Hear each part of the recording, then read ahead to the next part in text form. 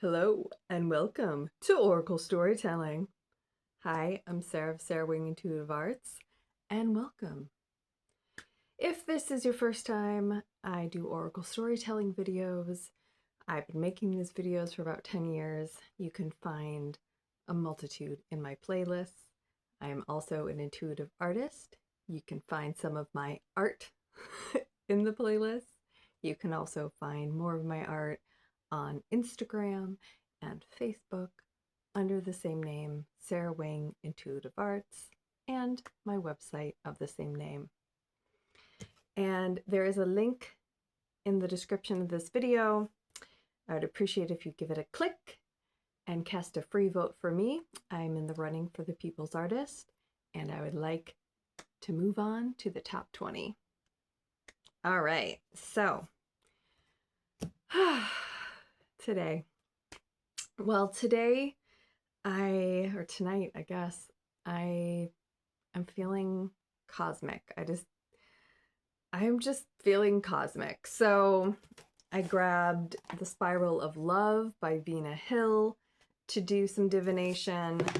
I grabbed Claire Stone's The Female Archangels to do some divination. Let me just check one thing here. Okay, good. I grabbed the Celestial Tarot to draw some tarot. I've got a little opal on, getting my opal going.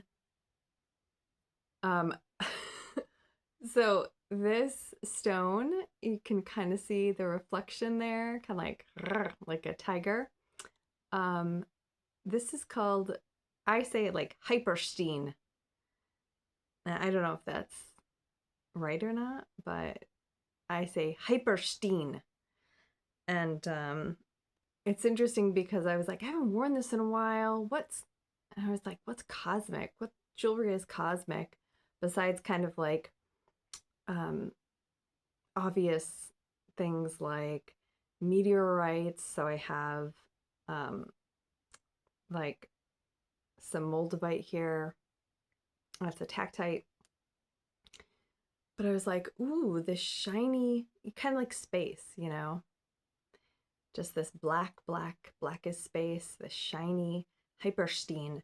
And I looked it up to remind myself about the properties, and it was interesting because I realized that one of the places it's found is in, what did it say? In meteorites. And I had no idea. So perfect, right? And if you like rocks, if you like crystals, I'm sure that's happened to you where you kind of just like, oh, I'm drawn to this, right? And you take it and you're holding it and you're living with it. It's around you, you're wearing it. And maybe you don't look up right away what it's connected to. Sorry, I heard something sound like a bird fluttering against the window.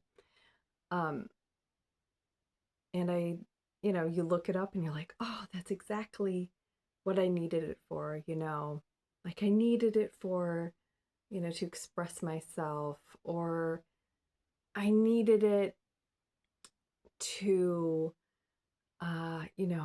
be calm. I needed it to do some, like, calm some anxiety, or to help me feel empowered. So yeah, I'm just feeling cosmic, and it makes me a little nervous sometimes when it seems like the camera's going a little slow, but it's worked out in the past, so let's hope. And since we're in worrisome times, I thought, don't worry, guys. I brought the dolls. You know what this is? Worry dolls? Did you grow up knowing what worry dolls were? There are these little worry dolls. So don't worry, guys, because we've got lovely little worry dolls here to support us. Okay? Right now, you can just look at this. look, it looks like maybe a turtle or a sun, and just send some of your worries into this little basket of worry dolls, and we'll just keep it here.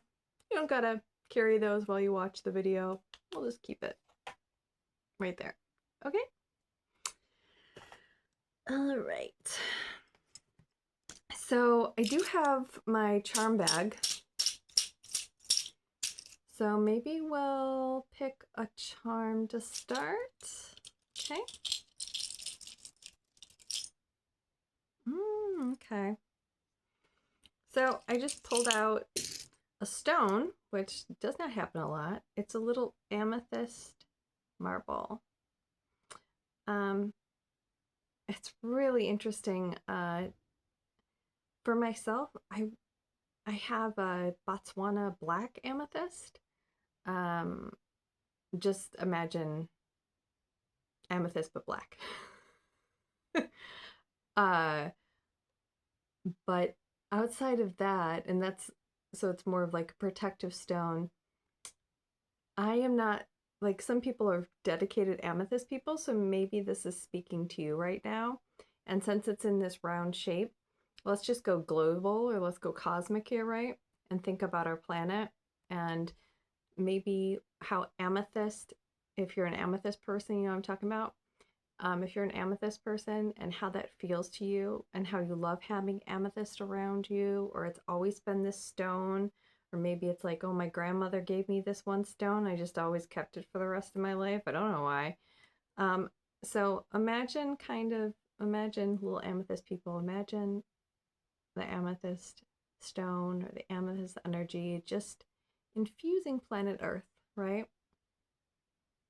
And making it feel how good you feel when you're holding or near your amethyst stone. And it doesn't have to be an amethyst stone, so you can imagine, like I'm a tactite person, I love moldavite, okay? And I could imagine this as moldavite. I keep hearing these strange little noises. But I can imagine this as moldavite. And then I imagine how moldavite makes me feel. So I imagine like transformation happening. Sometimes abrupt, sometimes necessary, sometimes just like very unexpected, pleasantly, unpleasantly, but transformation. Ooh, all for the better. All for the better, all for the better. So that's a nice stone to start off with. So whatever stone is like one of your go-to supportive, loving stones, let's have it be that one. Wow, I really hope this is recording fine. Okay. And I feel like we should get a card. So I'm going to stick with infusion, but instead of a whole planetary infusion, I want to just focus on like just in a self-infused, like if we like some kind of what cosmic energy can we infuse? What energy, meaning words, emotions, actions, can we infuse in our body right now that would be helpful? All right, so this is the Cosmic Tarot and Infusion. Infusion. Oh, we got two cards. Doesn't happen all the time. So let's see. Two cards. First one is...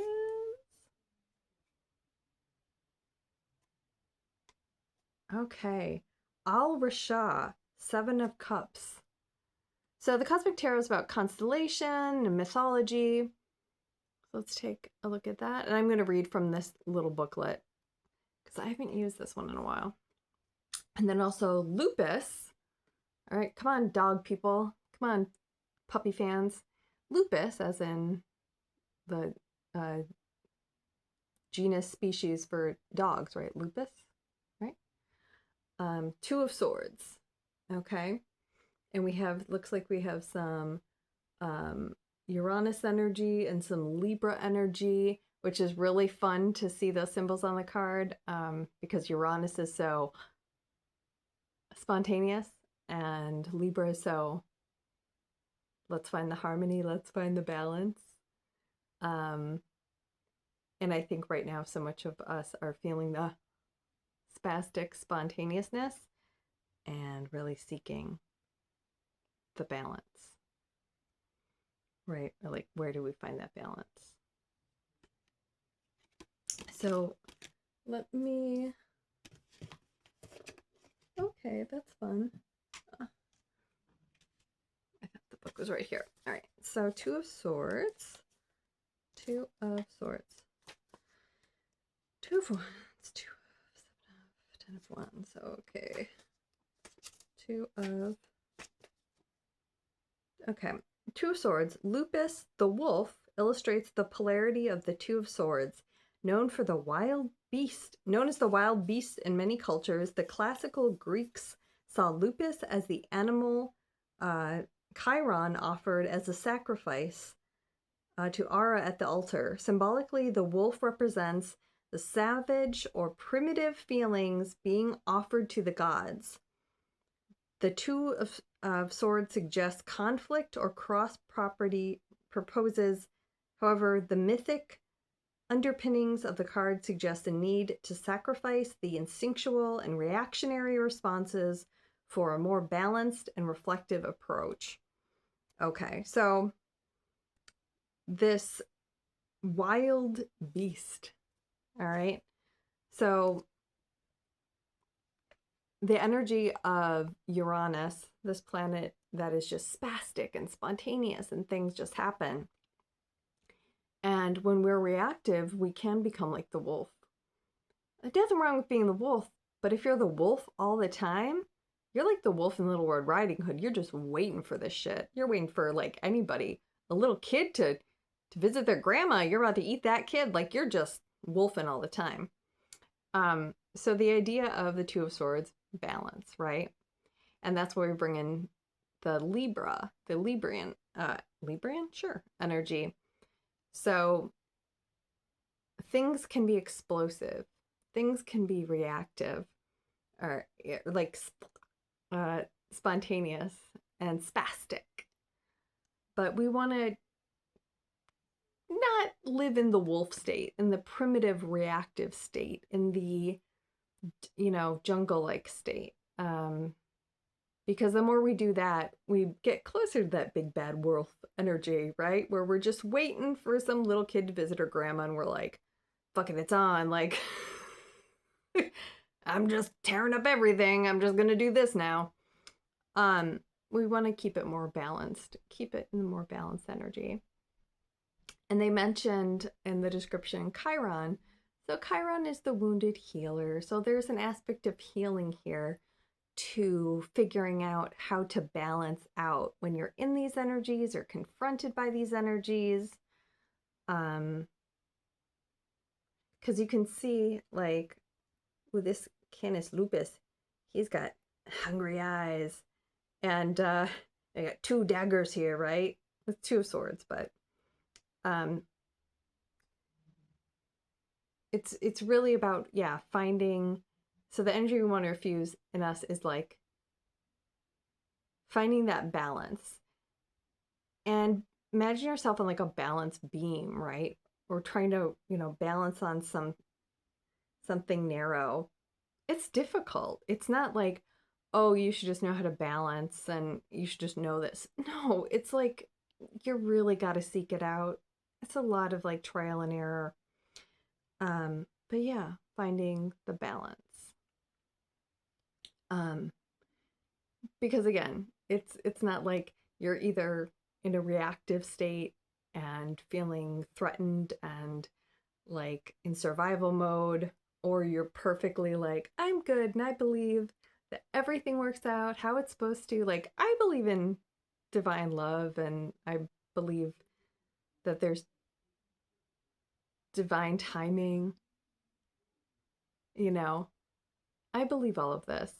But it doesn't mean that I think that I don't have to struggle to find balance, that I don't have to struggle to, keep my balance, especially when something abrupt comes up.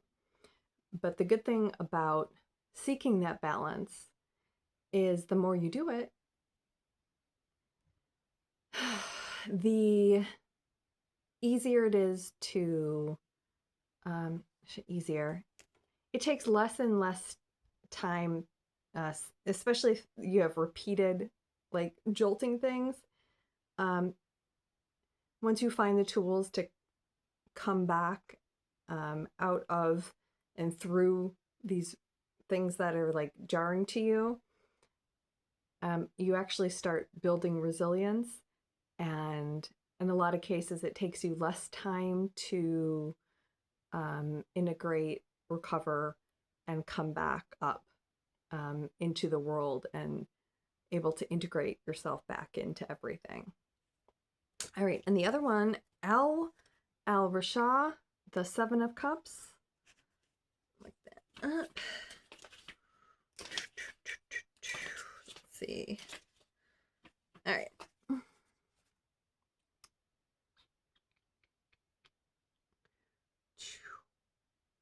All right, so for the first and only time, the fixed star represents a card. This star is Al-Rasha, the knot in a cord tying the tails of the Piscean fish together.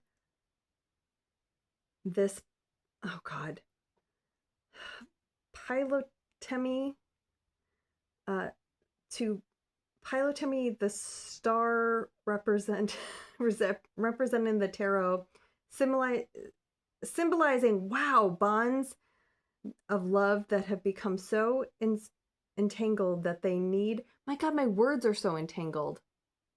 It's like this star has tongue-tied me. Symbolizing bonds of love that have become so entangled that they need to be cut, or alternatively reflect the heavenly knot which binds loved ones together. This card also denotes a nodal time in either a relationship or stage of life where it's important to be bonded but not bound, clarifying the necessity to cut through the emotional ties which are chaotic and entangled. Oh yeah, so hard, right? This can be another big struggle. So kind of the opposite of like feeling like you want the fuck out of situations that are when we get reactive, we're like, this is happening to me, this is happening to me, this is happening around me, it's going to happen to me. The opposite of that being this card, which is I'm choosing this to happen to me in every way. And I'm aware. I'm usually really aware or feeling like motivated to keep choosing the same thing. Feeling so, enmeshed and bonded into one another. So if you're a sensitive person or a person who just is close to someone and when you're around this person, it's like you just can sense them. You feel so bonded. You sense them in a way where it's almost hard to put into words. But you can just, it's almost like when they need you. It's this strong knowing of how they are, what they need. You're just so bonded. It's like you have like some psychic imprint of them is on you. So you can imagine how that would be a double-edged sword. Because like, wow, that's great. How amazing to be so close to someone, right? But again, it kind of comes back to balance because it's referencing the Pisces fish here. So with the Pisces fish, one way of looking at it is there's the two fish swimming either direction. And one thought of it is one of the fishies is being, so one of the fishies is like tethered into the heavenly realms and the other fishy is tethered to the earth. And they're connected in this swirl so that the one tethered towards the heavens doesn't just live in this mystical, spiritual, other round land, right? So they don't get lost there. and lose sight of the earth. And the other one, um, and the other fish and that fish tethers to the one who is tethered like deep in the earth, right, in the oceans and the waves and the earth, um, to make sure that that fish doesn't get stuck and mired in there and just and also just lost in a fog of all these earthly matters and lost in the swirling commotion around them. It is this balance. They try to, it's a meeting in the middle where your mind can be free and wander. You can connect to the mystic and the spiritual, but you can also ground, right? Literally, you can also feel the feet on your ground. What is happening? Feel the ground on your feet. And when you need to prioritize earthly priorities, you do it, but you still have time for the creative and the connections that come when you are connecting to a lot of unseen energies, when you're feeling a lot of emotions or having experiences that just really satisfy so many of your senses, but they might not be plainly in front of your face, and this could be something as simple as, meditation. Think of like any kind of meditation, just different different sounds or different hertz of frequencies or guided meditations. I mean, if you open your eyes, you're not going to see what you're seeing through your guided meditation, what you're visualizing, whether that's clear images or just colors. If you open your eyes, you're not going to see that, right? Or if you, how should I say, you could even do a guided meditation with your eyes open, but when you kind of pull out of that state, you're not suddenly going to be in the meditation, right? So it's finding, it's that idea again of that balance, because there is something, especially for sensitive people and healers, and, we can definitely tap into that like rescuer energy, or we want to like save the world energy.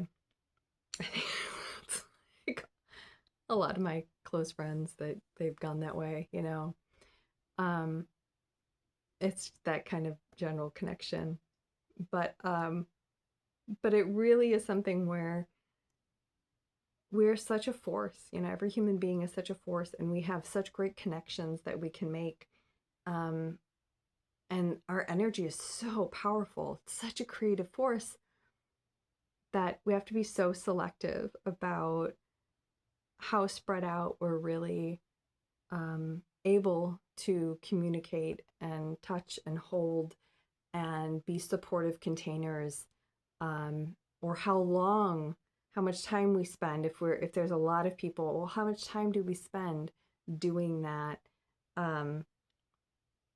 Because a lot of us are just so fucking excellent at it. And in general, I mean, oh my God, everyone is so talented, like multi-talented. People are geniuses at multiple things, right? And we're so good at multiple things. And that's just another thing that we have to figure out in life that can be hard sometimes, is choosing where to put our energy. Because somebody can say, oh my God, you're so good at that, you should do it.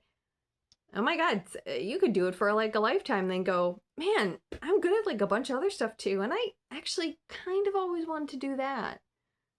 But nobody ever said like, oh, you should do that. You're really good at that.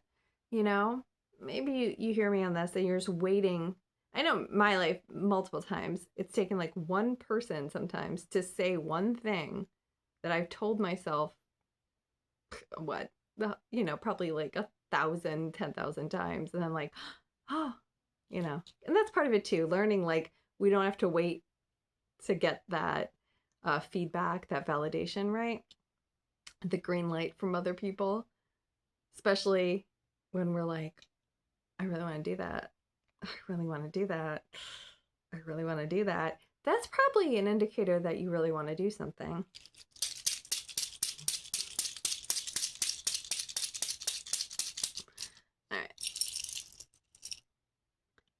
Ooh.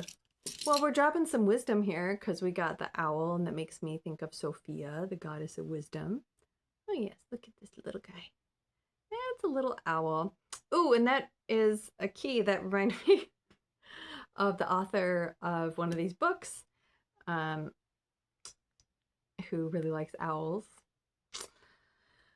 And I know owls have a lot of symbolism and pop culture and mythology, and you might have personal owl memories and stories. You might have you might be thinking, maybe you've been thinking about owls or dream about owls. I always encourage, like, look it up, look up the metaphysical connection to owls, and kind of trust yourself to be guided to the right book, like old school Ted Andrews Animal Speak, or just online, and trust yourself to be guided to the right description of an animal that's been on your mind. But I think that's my cue to do a little divination in this book, The Spiral of Love.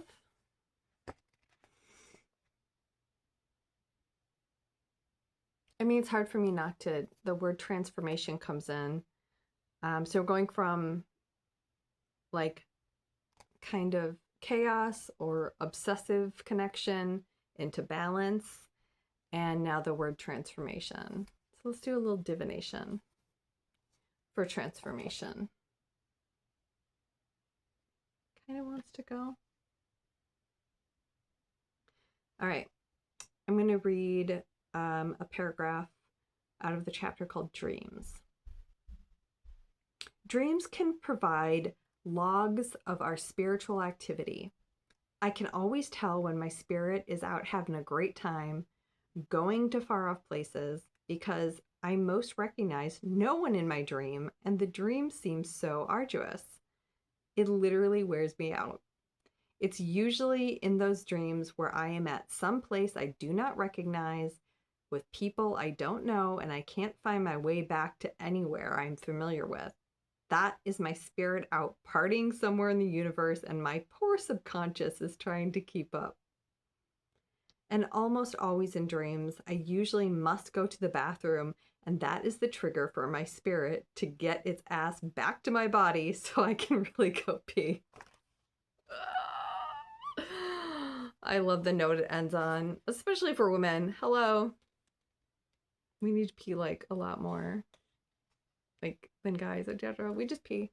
We pee a lot more. I mean, it's a universal thing though, like feeling like you have to pee and then you wake up. Trying to, yeah. But I love that. Maybe so interesting, transformation. Talk about transformation. Being in dreams, talking about your spirit just like going out and experiencing things. It's interesting the way that she describes when she goes to places in her dreams where she doesn't know anyone. I mean, I've definitely had dreams even recently where I will, it's like I'm living a scenario where it feels like, yeah, some like alternate life or something. It's so interesting. It's really, really interesting. But just something to consider, like, if you are someone who has vivid dreams and you're like, these are really cool, this is my suggestion, which is, and this is what I do. So when I wake up, if I remember my dream, which I often do, I go on my phone and I'm like half asleep and I sound like this on the recorder, but I voice record and I record my dream.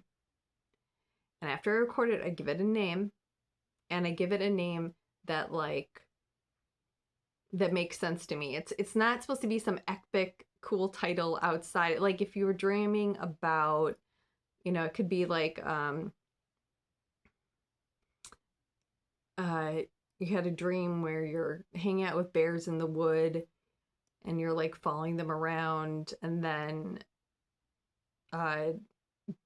bird flies in a cabin, and then you go in the cabin and the cabin turns to gold. I don't know why, but just you name it off of that. So it'd be like whatever would make you remember it. So it'd be like following bears to a golden cabin, or something that just, whenever you say it, you go, oh, okay.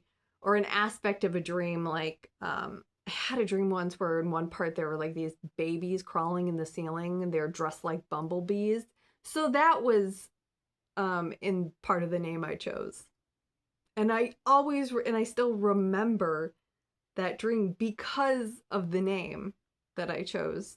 So if you have a voice recorder on your phone, which you probably do, yeah, as soon as you wake up, when you remember it, just, okay. I mean, I still got my eye mask on. I'm like, or I pull the covers over my head and I'm recording that dream. Dreams can provide logs of our spiritual activity. So especially if you're someone who's curious about that and you're curious about, how do I transform at night? Where do I go? What do I do? Especially, or you don't even have to be a big vivid dreamer. The things that you remember, and this is what I learned from a dream teacher. God, why can't I think of his last name? Jeremy. I will put it in the comments. Who is now passed on. But one of the things that he taught me, and he was a master, he taught Dreamwork. He was a master at it. He taught for over 50 years. Such a kind, gentle person. Jeremy, I'll put the name below. But one of the things that he taught me was, what you remember is the thing that matters. So if you only remember that you were wearing a yellow shirt, you might think, oh, okay, who cares? Like, okay, I wore a yellow shirt. Okay, well, wow. Ask yourself, or ask just anyone around you, what would a yellow shirt mean to you? It might remind them of something literally that they own. It might think of the color yellow and it'd be like, oh, I'm wearing a yellow shirt because yellow covers my stomach and my sacral. I did not think I was tired. My not sacral. Is it sacral chakra? The third chakra like feels out of balance, and so if I cover, it's like highlighting the fact that like I'm unbalanced in this chakra and I need to spend more time focusing on those the aspects connected to that chakra to feel better. Or like, oh, I'm wearing a yellow shirt because I need to slow down, like a stop sign or stoplight, right? Like slow. I need to slow down because rushing, I have been rushing through my life and it's like literally I need to put on something yellow to slow down. Or conversely, it's I put yellow on because I feel so empowered and I feel like I gotta really like, I feel like I'm just in this, I want to speed up and I want to go ahead, and I know that energy's in me and I just need that push, like the sun, like that kind of bright energy. It can be linked to anything. Yellow is, oh my God, yellow is everywhere. Yellow is in everywhere in nature, everywhere in the galaxy. So just to reiterate, if you do have an interest in kind of logging your, spiritual activity as you sleep, just record. Even if you remember one fact, that is the most important thing. Just trust that. And that's how actually helps build self-trust, especially if you don't recall much. Know that what you recall is the most important thing. The most important. Okay. Wow. In fact, I don't think I'm tired. I think I'm just maybe like, oh, zened? Am I zen? Am I cosmic zened? Oh. So let's do one more.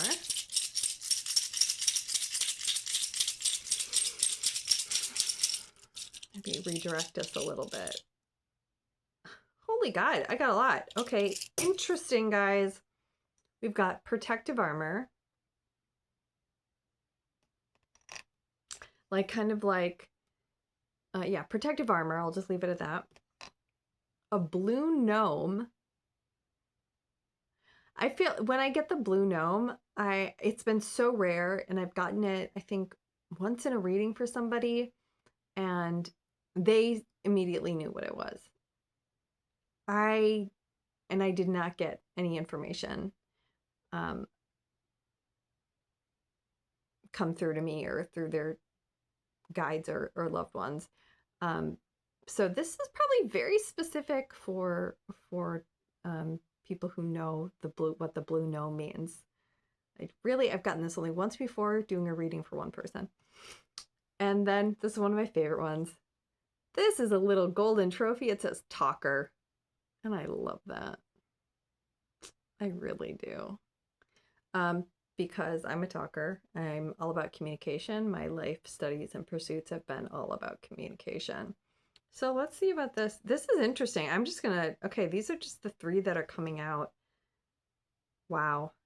So I think there's just a lot going on. So whatever we get from this last book here, I think it's going to assist in the people who feel connected to this, who feel connected to this, and who feel connected, hello, to this guy. So I'm going to do divination out of the female archangels. I'm just going to say, let these totems guide our way as we do a divination today. It's a very stupid rhyme, but okay. So Archaea, which is archangel, okay. Charity advises us to never compare ourselves to others. She serves us with the gentle reminder that we human beings tend to be our own worst critic. Yeah, we do. I always say, you've heard this before, I'm sure, but inner peace creates world peace. And it really does. Because people are devastatingly, emotionally, like dysfunctional beyond belief in so many ways. Some people, like the most harmful, hateful people, and I'm going to do exception of the dark triad, which is narcissists, psychopaths, and sociopaths. Outside of them, some of the most hateful, hurtful people are so emotionally dysfunctional. And that's, you've heard the saying again, like inner peace creates world peace. Because I'm going to, exception of the dark triad of narcissists, sociopaths, and psychopaths, I feel like when we come into alignment, understanding, feeling more, knowing more of ourselves, so coming into not just awareness, but acceptance with who we are, it really does pour out into the world in terms of we're not really gunning to just take out these unexpressed, unconscious, unresolved issues onto the public en masse, okay? And this actually makes me want to say one more thing, which is one of the most brilliant things ever. Because I feel like in society we can understand when we see someone injured. We understand what a broken bone is. We understand, what anything harmed in our body. We see bruises, we see broken bones, we see the most horrible things, right? And I feel like as society, we understand the physical pain, especially when we see it, okay? But what I think we, generally speaking, are horrifically bad and awful at and don't even want to acknowledge, which feeds into what I just mentioned, is we don't understand, most of society doesn't understand emotional pain. And I heard this brilliant analogy, which is so fucking spot on, which is how we understand seeing physical, like someone broken, right? Pain of their body being hurt, broken. But we don't understand emotional pain. And we would never, and never, never, never, never think in a million years, if somebody got in a horrific car crash, if you were in a horrible car crash, or your best friend was in a horrible car crash, somebody you love in a horrible car crash, somebody you don't even fucking know was in a horrible car crash. And you just walk up to them and you go, get over it. I mean, that's psychotic, right? Like in a million years, you'd never do that. But that's really how we look at emotional pain. And when people are so chronically abused, and so many people are chronically abused, and the emotional pain at a certain point, it breaks and fractures your emotions, your psyche. It creates so much. And it's like being, for so many of us, in a devastating car crash. And in mass society, one doesn't even acknowledge that there's anything wrong. Or if you are speaking up and voicing it, the response you will likely get is to say, get over it. It might not literally be those words, or it very may well be those words, but that's really how we look at it in mass is, we go, oh, we see somebody with a broken foot or a broken leg, but like somebody who's chronically abused, somebody whose functionality is horrifically devastated, we generally don't even bother acknowledging that they have pain. We don't believe them. We say you're lying. We say it's not a problem. We don't look at it. We attack. And these are all different ways to be like, get over it. Meaning, unless you say your pain doesn't exist, unless you say that you haven't been debilitated emotionally through all kinds of chronic abuse and trauma, unless you say that it doesn't exist, aka you don't exist. If your emotions and your pain doesn't, then you don't really exist, right? Unless you say that it doesn't exist, we're going to tell you you're wrong. We're going to tell you get over it. Until what, right? I mean, there's really no resolution. So I just wanted to bring that up because, and for people who need to hear that analogy, we would not see somebody in a horrific car wreck and be like, visit them in the hospital and be like, hear them being like, oh my God, I can't move. I can't do anything. And go, get over it. But until you get over it, I don't really want to hear about it. And you're fine. Oh my God, what? You're in a full body cast? And get over it. It's a real analogy. And I just want to put that out there for anyone who needs to hear it, or anybody who just says, maybe I'll explain to someone this way. Who's still trying to explain to people. And my heart goes out to you too. Okay. Archaea, which is Archangel Charity, advises us to never compare ourselves to others. She serves us with the gentle reminder that we, human beings, tend to be our own worst critic. What we despise when we look into the mirror and negative self-talk that we uphold about ourselves often goes unnoticed by other people. Just what I'm talking about, right? And yeah. They simply overlook our flaws, unlike us. And again, this can be pushed to the extreme, which is, anyway. I'm going to read, let's see. Lady Charity feels great compassion towards self-loathing people, showing them how to release shame and reclaim self-esteem. She promises that we can all learn to love ourselves just as we learn to judge and put ourselves down. Archaea Charity says that being hard on ourselves stems from the way our brains were wired as children. It all stems from when we were kids, guys. Most of us run patterns that we've been running since birth our whole lives. So when somebody says grow up, or you tell somebody to grow up, they probably haven't. And you're probably going to run into a lot of people like that in life who've never shifted out of their childhood patterns, who are still running in those same patterns, the way our brains were wired, right?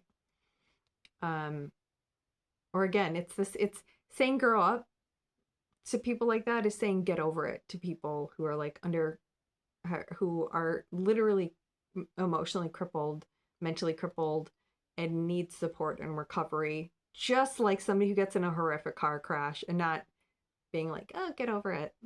Eh. So, Marketing Charity says that being hard on ourselves stems from the way our brains were wired as children. Similar to a computer program, these old beliefs are codes embedded into the subconscious mind, how we were raised, painful memories, and being put down or ridiculed by peers all played a part in creating the foundations of insecurity. And I think insecurity is a good thing all around, like whether you're dealing with a good thing, um, whether you're dealing with somebody who's hateful and harmful, or whether you're the one on the receiving end of the hate and the harm, right?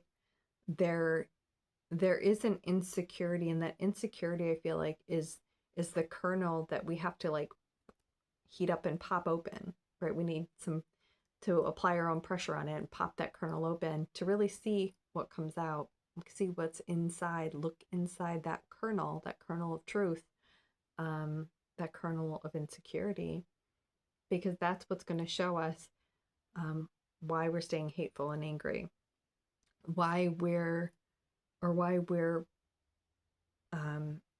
staying in a place to receive the hate and abuse.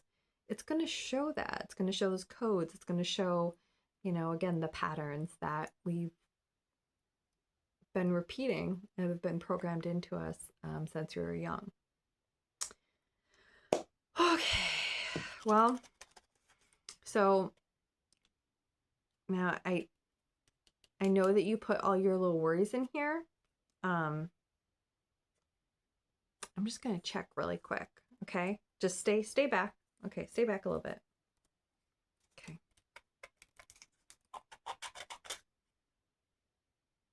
What's that?